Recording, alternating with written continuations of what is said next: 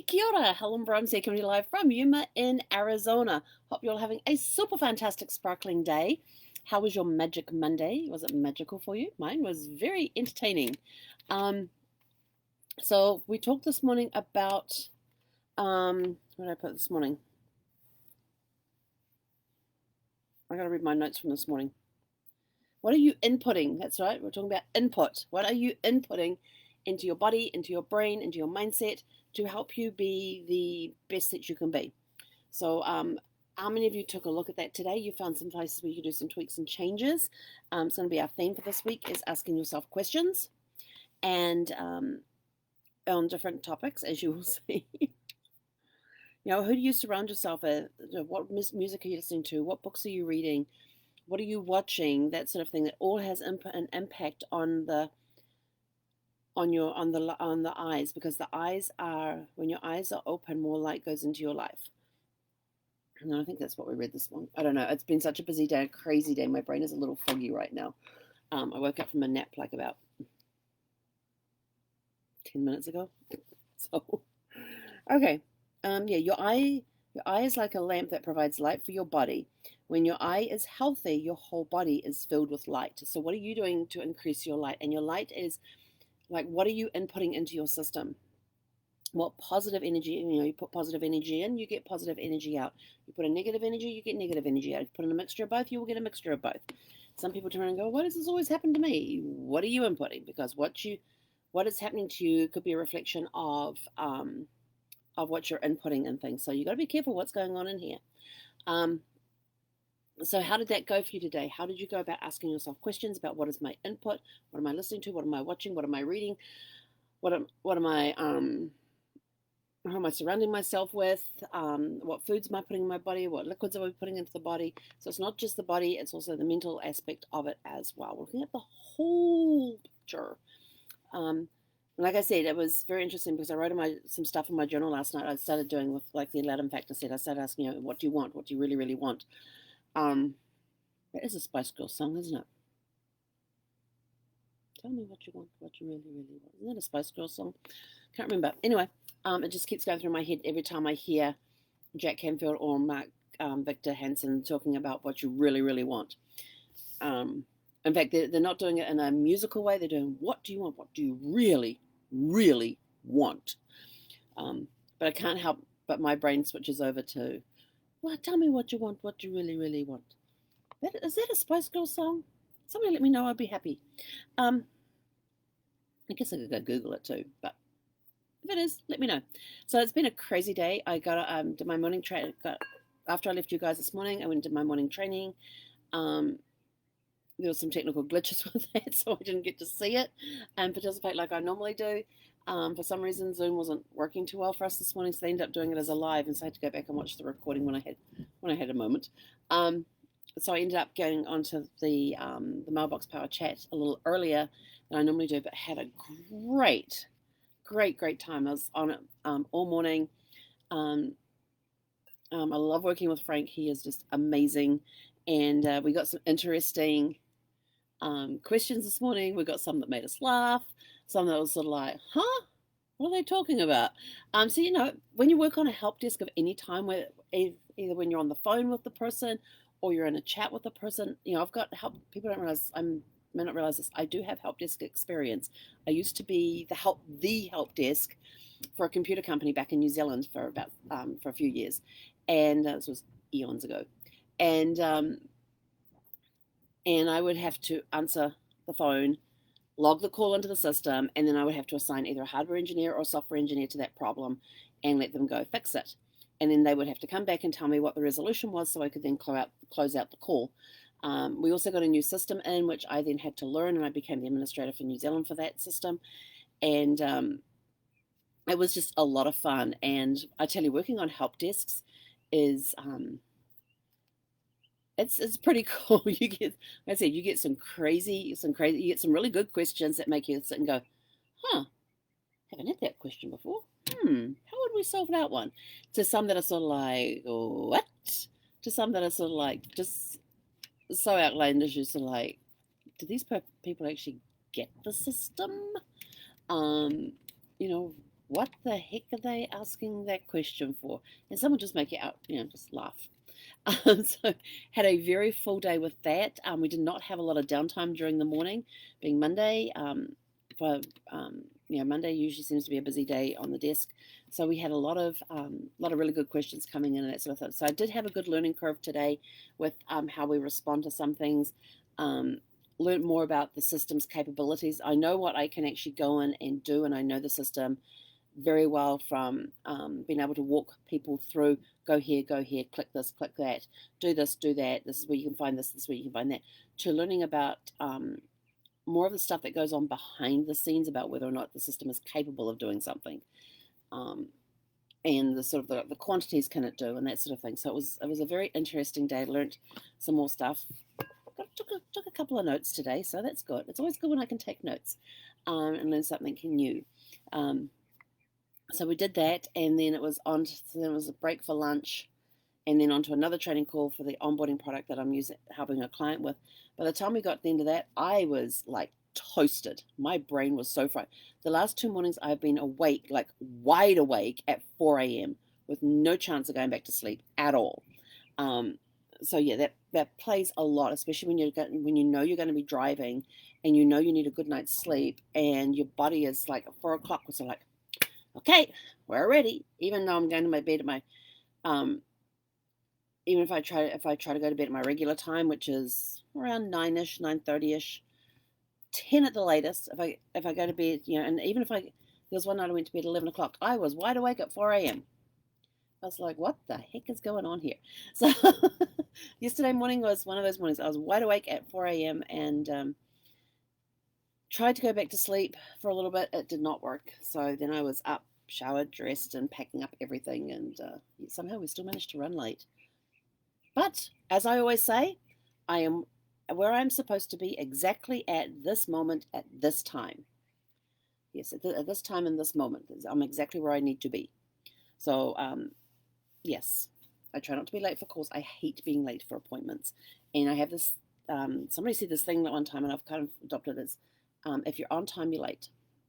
Because if you show up for a meeting on time, if you have a 10 a.m. meeting, you show up at 10 a.m., you then got to sit there, you got to go get your coffee, you got to sit down, you got to pull your paper, maybe your laptop, maybe the contracts, whatever it is, you got to pull it out, get yourself organized, and you could be 5 to 10, 15 minutes into the meeting time, and now you're ready to go. So I always like to be early, because then I know that if it's a 10 a.m. meeting, I like to be, I actually have on my calendar, I have the reminder set at 30 minutes and then set at 10 minutes. And when that 10-minute one goes, I need to be, if I'm going on a Zoom call, I need to be sitting there, ready to go, hit the button to join the meeting, and it comes up with waiting for host to thing. I don't mind sitting there waiting for the host to start the meeting, because then I know I'm on time. I'm exactly where I need to be at that moment in time. So I was actually late to a meeting this morning because I did not have on my calendar that we were doing the onboarding at what time it started.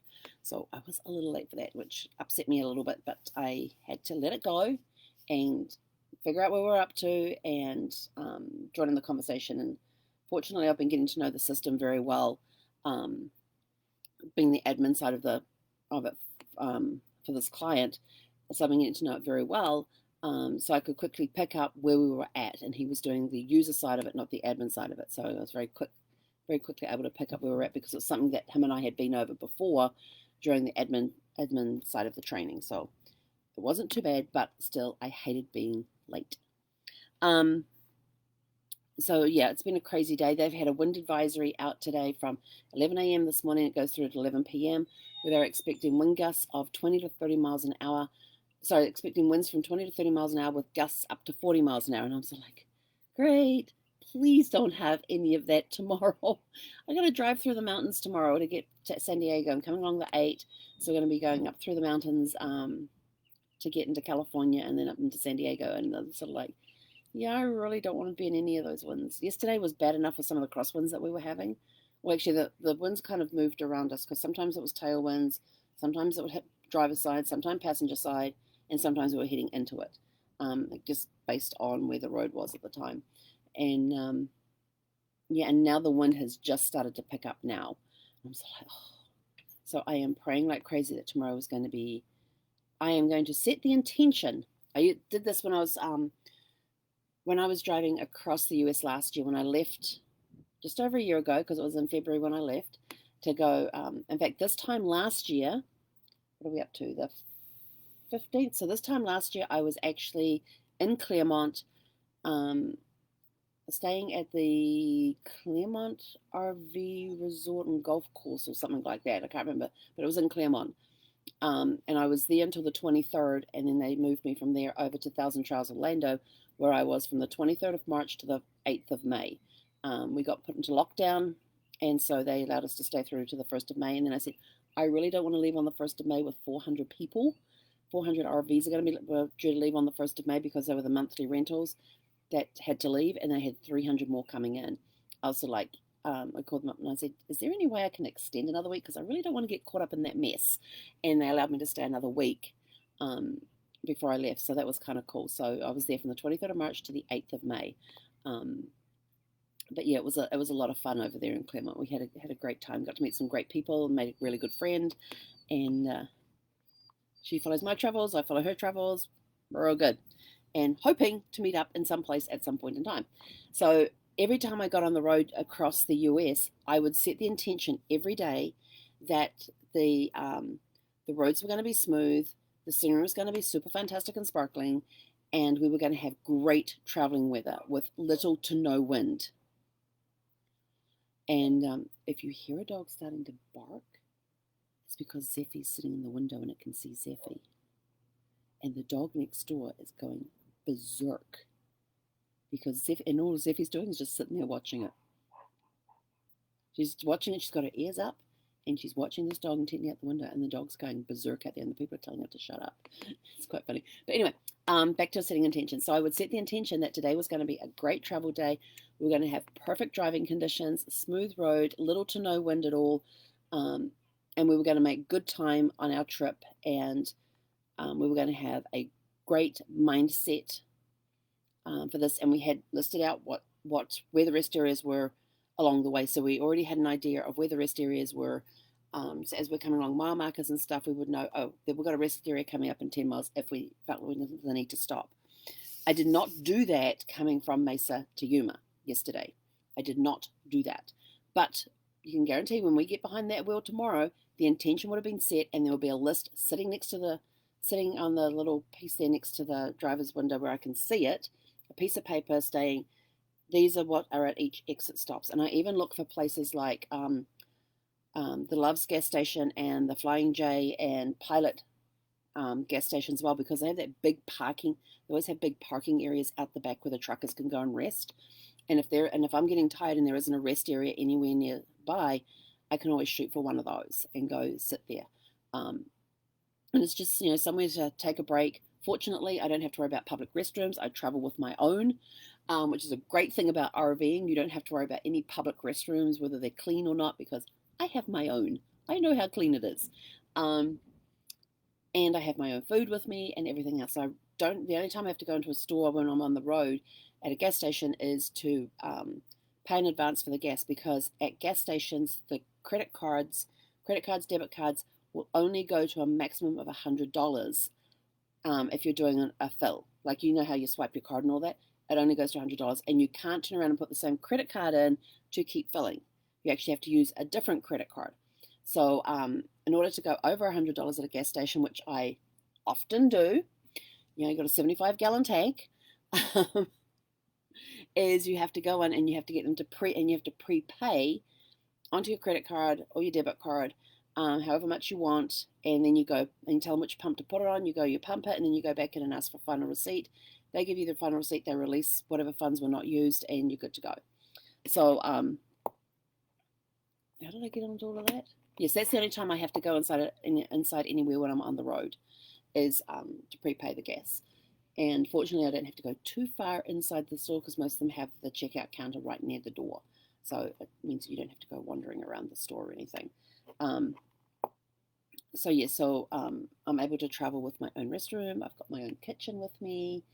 I don't have any propane in my tank right now, so I can't even stop and cook anything on the propane grill. Not that I would anyway, but it's nice to know that it's there if you can. And I've already asked somebody here at the park when I was checking in yesterday, and I was finding a new site because the other site was too narrow yesterday. Asking them, is there a place? Do you have bulk propane here, or is there somewhere nearby where I can go and get my tank filled up? And a lot of people just say, oh yeah, you just hop down the road there, they'll switch out your tank. And I'm so like, no, we're talking onboard propane. And they're like, oh, in that case, you've got to go here. So there's actually a place about a mile down the road in the opposite direction that we need to go, but it means that I can go pay Arizona prices and not California prices. Yes, because even on propane, there is a big difference in prices on that as well. So we'll go down tomorrow, get the propane tank filled before we actually get on the road and leave. So that's our task tomorrow morning, although I've got to find out what hours they open. Because if they open after I want to leave, I don't know if I'm going to wait around. Because I got 200 miles, I came 209, and I have exactly 200 miles to go to get to where I need to go. Oh, and then I went down to fill the little card things I could do to the laundry to find out that even though I got it at an Encore property, it is not the same card that the other Encore properties use. And I'm like, great. And so then I said, okay, well, where do I get the new card from? How do I fill it up? And they said, oh, we only take cash. The machine only takes cash. I'm like, what the heck? And I'm like thinking, damn, I haven't done a cash transaction since, I can't even tell you the last time I used cash. I'm trying to think. No, I can't remember the last time I used cash. Might have been in an RV park where they only take cash or check. Yeah, I went to one RV park that only takes cash or checks. That would have been the last time I used cash. But I knew I did not have enough in cash for what I needed to do my laundry. And so I was like, darn. And she says, no, we don't even have an ATM. She said, you'd have to go and tell me where the nearest ATM was. And I looked at her and I says, I don't have a car to get there. And she's like, oh, well, I can't help you with that. I'm sorry. And I'm sort of like, that's okay. So if I get out of here early enough, it means I can get to San Diego early enough. And and I still have a card for the laundromat that's just down the road from where I'm going to be staying, because the place I'm staying at has very expensive laundry. It is the highest priced laundry that I have come across in any campground across the US. It's like $3.75. It's $3.75 for a wash and $3.25 to dry. So it's $7 a load. And the drums, the capacity of these machines, they say they're commercial. They are on the small side of commercial. I can get more into the RV parks that I have been to than I can in that little machine there, and they're charging like twice the price of everybody else. So I figured, well, there's a laundromat not far down the road, and it's actually in a shopping center. There's a supermarket there and everything, so I can go park the RV there, take the laundry inside. Get the loads going. I can go sit out in the RV until it's time to go and take put the laundry into the dryers, and that means that Zephyr's not sitting in the RV by herself, and she will be for about 5 to 10 minutes while I go in and load the machines and all of that. And I just thought, I have a feeling that they're cash on their cards as well. I don't know what my balance is. I'm gonna have to find an ATM tomorrow. That's just the short of it. I'm gonna have to find an ATM tomorrow. And get some cash, because I think their card, if I just had a sudden thought, I think their cards use cash as well. Although they do have an ATM machine at the laundry. They're very wise. They have an ATM machine at the laundromat, but of course they charge you fees for that, which the laundromat then makes. So I thought, that's a pretty good concept. Get a card that they have to use to operate the machines. They only take cash. If you don't have cash, we have an ATM right here. So they're getting you in two different ways. It's very, very smart when you think about it. So yeah, so we're probably going to do laundry on the way to the campground. And I was speaking with my auto broker, and he may have a lead on a car for me. Yay! I don't care what color it is. It's going to be called Bluebird. There's a whole story behind that one. But anyway, yes. So he may have found Bluebird. We will see. He's going to go check it out for me, and I may have it by the end of the week if it works, if everything works out. So I tell you, it's crazy. I'm kind of looking forward to going back to San Diego so I can catch up with family, and especially get my stuff out of storage. That's the big thing.